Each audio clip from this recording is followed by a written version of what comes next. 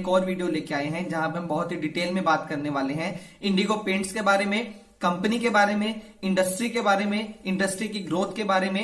इसके अलावा हम कंपनी के फाइनेंशियल्स के बारे में आपको बताएंगे, प्रोज एंड कॉन्स के बारे में भी हम आज की वीडियो में डिस्कशन करेंगे।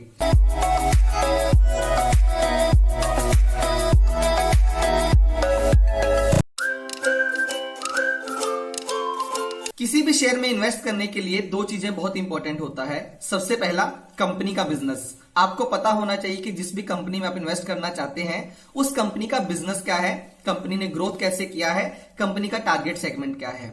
इसके बाद जो सेकंड सबसे इंपॉर्टेंट चीज होती है कहीं पे भी इन्वेस्ट करने के लिए, वो होता है कि जिस कंपनी में आप इन्वेस्ट करने के बारे में सोच रहे हैं वो कंपनी कौन सी इंडस्ट्री में ऑपरेट करती है और उस इंडस्ट्री का आउटलुक क्या है। तो ये दोनों चीजों के बारे में समझना बहुत जरूरी होता है, जिसके चलते हम सबसे पहले इन दोनों चीजों के ऊपर ही डिस्कशन करेंगे। सबसे पहले मैं आपको कंपनी और कंपनी के बिजनेस के बारे में बताता हूं। सबसे पहले दोस्तों, अगर हम डेकोरेटिव पेंट सेगमेंट की बात करते हैं तो यहां पे अगर मैं 5 सबसे बड़ी कंपनीज की बात करूं इन टर्म्स ऑफ रेवेन्यू, तो इंडिगो 5वीं सबसे बड़ी कंपनी यहां पे निकल के आती है। इसके अलावा सबसे इंटरेस्टिंग फैक्ट ये है कि ये पांचों कंपनीज में से फास्टेस्ट ग्रोइंग कंपनी है पिछले 1 साल के अंदर। तो यहां पे एक चीज समझना आप सबके लिए बहुत जरूरी है कि अगर किसी भी कंपनी को पेंट इंडस्ट्री के अंदर सक्सीड होना है तो उसके लिए उसका डिस्ट्रीब्यूशन नेटवर्क बहुत अच्छा होना बहुत जरूरी होता है। यानी कि मान लो कि आप एक छोटे से टाउन में रहते हो, तो आप जब पेंट लेने जाओगे तो आप जो आपके पास वाली दुकान होगी वहां पे पेंट लेने जाओगे, अगर आपको वहां पे वो ब्रांड मिलता ही नहीं है तो वो कंपनी वहां पे सेल्स नहीं कर पाएगी। तो इसके चलते बोला जाता है कि जो भी पेंट सेगमेंट की बड़ी बड़ी कंपनीज हैं जैसे कि एशियन पेंट्स, बर्जर पेंट्स, तो सभी कंपनीज का एक्सटेंसिव डिस्ट्रीब्यूशन नेटवर्क होना बहुत इंपॉर्टेंट होता है। वहीं पे अगर मैं इंडिगो की बात करता हूं तो इंडिगो ने भी जो रिसेंट के टाइम में ग्रोथ किया है उसके पीछे सबसे बड़ा रीजन यही था कि कंपनी ने अपने इंडिगो ब्रांड को तो क्रिएट किया, लेकिन इसके साथ साथ अपने डिस्ट्रीब्यूशन नेटवर्क को भी बहुत अच्छा बनाया। अगर मैं इसके डिस्ट्रीब्यूशन नेटवर्क की बात करता हूं तो कंपनी का डिस्ट्रीब्यूशन नेटवर्क 27 स्टेट्स और इसके अलावा 7 यूनियन टेरिटरीज के अंदर फैला हुआ है। वहीं पे अगर मैं कंपनी के बिजनेस की बात करता हूं तो कंपनी ने अपना बिजनेस स्टार्ट किया था प्लेन वेनिला सीमेंट पेंट्स के साथ, लेकिन उसके बाद इन्होंने देखा कि जो अपॉर्चुनिटी है वो डेकोरेटिव पेंट सेगमेंट के अंदर ज्यादा है, तो इन्होंने अपने बिजनेस को वहां पे शिफ्ट कर लिया।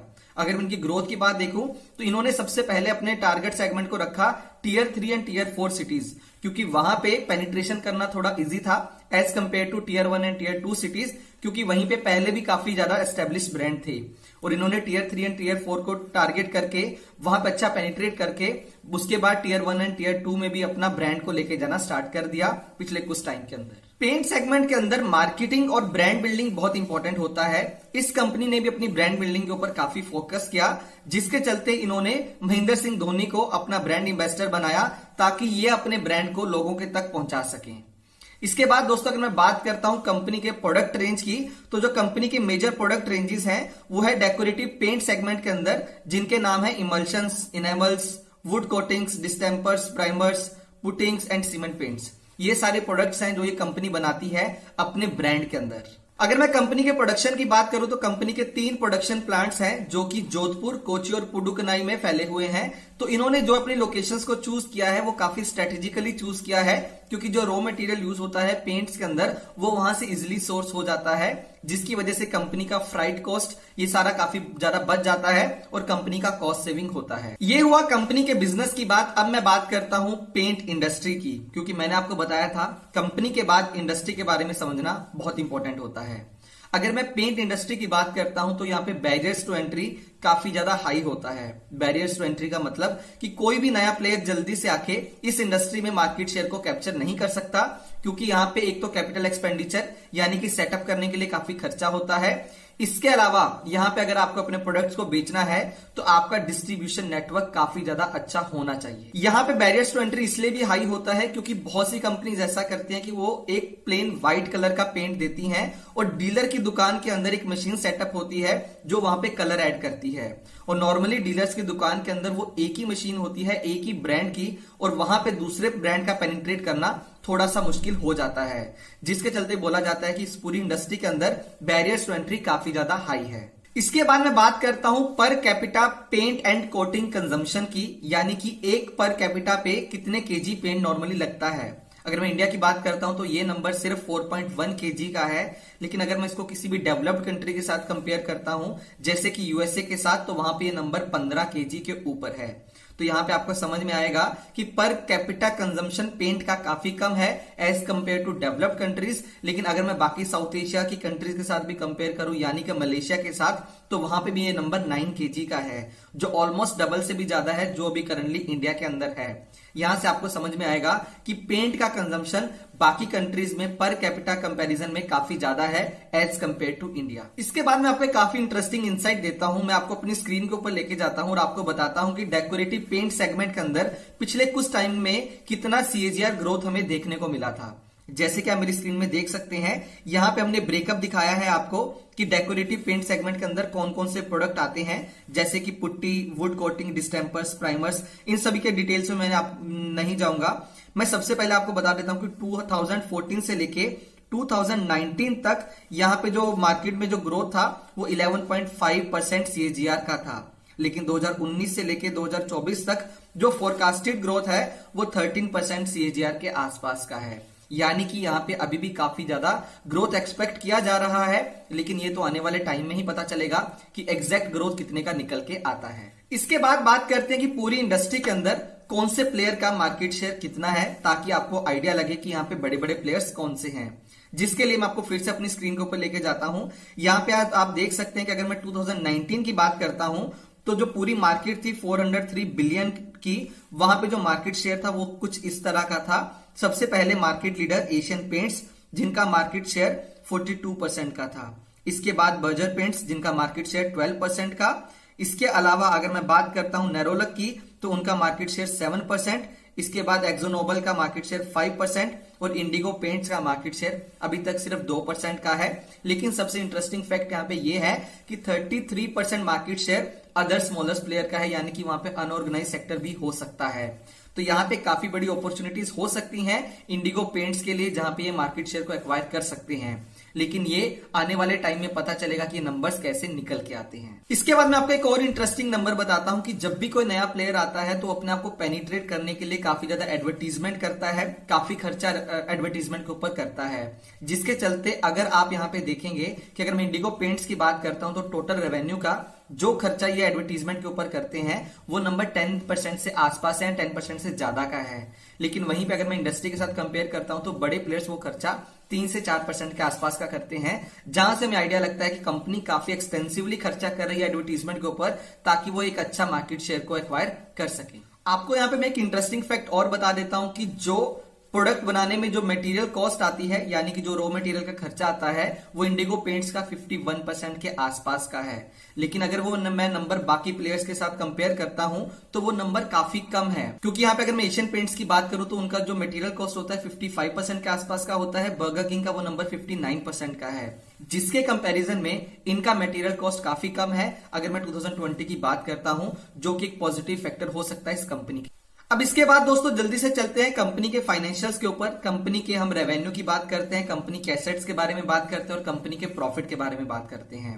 सबसे पहले मैंने 2018 के नंबर्स लिए हैं, जहां पे आप देख सकते हैं कि कंपनी का जो रेवेन्यू था वो 403 करोड़ का था और कंपनी का जो प्रॉफिट था वो सिर्फ 12 करोड़ के आसपास का था। लेकिन अगर हम 2019 की बात करते हैं तो कंपनी का जो रेवेन्यू था वो 403 करोड़ से बढ़ के 537 करोड़ हो जाता है और कंपनी का प्रॉफिट ऑलमोस्ट डबल से भी ज्यादा 26 करोड़ पे पहुंच जाता है। इसके बाद अगर हम रेवेन्यू की बात करते हैं 2020 के अंदर तो कंपनी का नंबर 626 करोड़ पे चला जाता है और कंपनी का प्रॉफिट फिर से 1.5 टाइम्स के आसपास 47 करोड़ पे पहुंच जाता है। वहीं पे अगर मैं एसेट्स की बात भी करता हूं तो कंपनी के एसेट्स भी लगातार बढ़ते दिख रहे हैं हमें पिछले कुछ सालों के अंदर। इसके बाद अगर मैं बात करता हूं ऑपरेटिंग प्रॉफिट मार्जिन की, यानी कि अगर मैं रेवेन्यू के अंदर से जो इंपॉर्टेंट खर्चे को निकाल दूं जो उसके अंदर यूज होते हैं, कंपनी का नेट ऑपरेटिंग मार्जिन 18% के आसपास का निकल के आता है। और यहाँ पे अगर मैं नेट प्रॉफिट मार्जिन की बात करता हूं तो वो 10% के आसपास का निकल के आता है। तो दोनों में छोटा सा डिफरेंस बस ये होता है कि नेट ऑपरेटिंग मार्जिन में आप सिर्फ वो खर्चे को निकालते हो जो एंड प्रोडक्ट बनाने में काम आता है और नेट प्रॉफिट मार्जिन में आप बाकी सारे खर्चों को भी निकाल देते हैं। वहीं पे अगर हम डेट की बात करते हैं तो कंपनी का डेट टू इक्विटी रेशियो 0.08 के आसपास का है, जहां से आपको समझ में आएगा कि कंपनी के ऊपर डेट बहुत ज्यादा नहीं है। अगर मैं पिछले 2 साल के प्रॉफिट सीएजीआर ग्रोथ की बात करता हूं तो वो 94% के आसपास का है। वहीं पे अगर मैं सेल्स सीएजीआर ग्रोथ की बात करता हूं तो वो 24.66% के आसपास का है। यानी कि फाइनेंशियल परफॉर्मेंस के टर्म्स में कंपनी ने काफी अच्छा रिजल्ट दिया है पिछले कुछ टाइम के अंदर अपने इन्वेस्टर्स। अब इसके बाद बात करते हैं प्रोज एंड कॉन्स की। सबसे पहले मैं बात करूंगा प्रोज की। तो प्रो कंपनी का ये है कि पिछले कुछ टाइम के अंदर फाइनेंशियल परफॉर्मेंस काफी अच्छा रहा है कंपनी का। आरओई नंबर्स, बाकी सारे फाइनेंशियल पैरामीटर्स काफी अच्छे दिखते हैं अगर मैं पीई रेशो को छोड़ दूं, क्योंकि पीई रेशो इंडस्ट्री के कंपैरिजन में काफी ज्यादा है। इसके बाद सेकंड जो इंपॉर्टेंट फैक्टर है वो है पूरी इंडस्ट्री का बैरियर्स टू एंट्री। तो यहाँ पे बैरियर्स टू एंट्री काफी हाई है। ऐसा नहीं हो सकता कि बहुत जल्दी कोई नया प्लेयर आएगा और पूरी इंडस्ट्री को डिसरप्ट कर सकता है।